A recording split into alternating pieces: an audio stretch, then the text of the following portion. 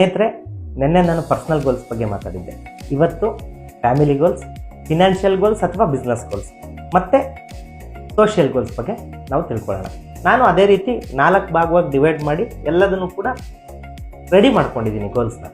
ನೀವು ಕೂಡ ಅದೇ ರೀತಿ ರೆಡಿ ಮಾಡ್ಕೊಳ್ಳಿ. ಫ್ಯಾಮಿಲಿಗೆ ಏನು ಗೋಲ್ಸ್ ಬರೀಬೋದು, ಅದಕ್ಕೇನು ಅಚೀವ್ ಮಾಡ್ಬೋದು. ಫಿನಾನ್ಷಿಯಲ್ ಗೋಲ್ಸ್, ನೀವೀಗ ಏನು ಅರ್ನ್ ಮಾಡ್ತಿದ್ದೀರಾ, ಮಾಡ್ತಿರೋ ಅರ್ನಿಂಗ್ಸ್ನ ಯಾವ ರೀತಿ ಎಷ್ಟು ಟಾರ್ಗೆಟ್ ಇಡ್ತೀರಾ, ಎಷ್ಟು ಸೋರ್ಸ್ ಆಫ್ ಇನ್ಕಮ್ ಇದೆ ನಿಮ್ಮದು, ಒಂದೇ ಸೋರ್ಸ್ ಇದೆಯಾ, ಸೆಕೆಂಡ್ ಅಥವಾ third, fourth source are multiple source generate ಮಾಡಿದ್ದೀರಾ. ಅದೇ ರೀತಿ ಸೋಷಿಯಲ್ ಗೋಲ್ಸ್, ಏನೆಲ್ಲ ಪ್ಲ್ಯಾನ್ ಇದೆ, ಸಾಮಾಜಿಕವಾಗಿ ಏನು ಬದಲಾವಣೆ ಮಾಡ್ಕೊಳ್ತಿದ್ದೀರಾ, ಏನಾದರೂ ಗೋಲ್ಸ್ ಇಟ್ಕೊಂಡಿದ್ದೀರಾ, ಇದನ್ನೆಲ್ಲ ಡಿಸೈನ್ ಮಾಡಿಕೊಂಡು ಚಿಕ್ಕದೇ ಆಗಲಿ ವ್ಯವಸ್ಥಿತವಾಗಿ ನಾವು ಪ್ಲ್ಯಾನ್ ಮಾಡ್ಕೊಂಡು ಮಾಡಿದ್ರೆ 100% ಅಚೀವ್ ಆಗ್ಬೋದು ಅನ್ನೋ ಭಾವನೆಯಿಂದ ನಾನು ಈ ಸಲ ಪ್ರಿಪೇರ್ ಆಗಿದ್ದೀನಿ, ಡೆವಲಪ್ ಮಾಡ್ಕೊಂಡಿದ್ದೀನಿ ನನ್ನ ಒಂದು ಗೋಲ್ಸ್ಗಳನ್ನ.